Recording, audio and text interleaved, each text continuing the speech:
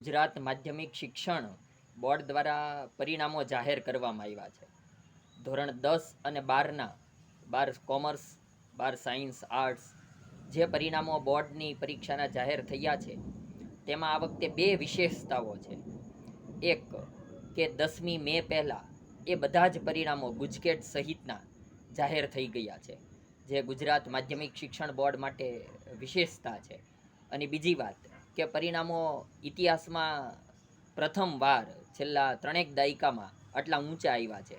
વિદ્યાર્થીઓ ખૂબ મોટા પ્રમાણમાં પાસ થયા છે, સફળતા મેળવી છે. આમ તો એક એવું આયોજન છે કે વેકેશન પીડ્યા પછી જૂન મહિનાથી નવું સત્ર શરૂ થાય છે, તેના બદલે એપ્રિલ મહિનાથી જ નવું સત્ર શરૂ થઈ જાય અને નવું સત્ર શરૂ થયા પછી વચ્ચે મે મહિનામાં 1 મહિનાનું વેકેશન પડે. આ યોજના કઈ રીતે આગળ વધે છે જોવાનું રહેશે, પણ આ વખતે પ્રથમવાર માધ્યમિક શિક્ષણ બોર્ડ દ્વારા આવી સરસ રીતે પરિણામો આપવામાં આવ્યા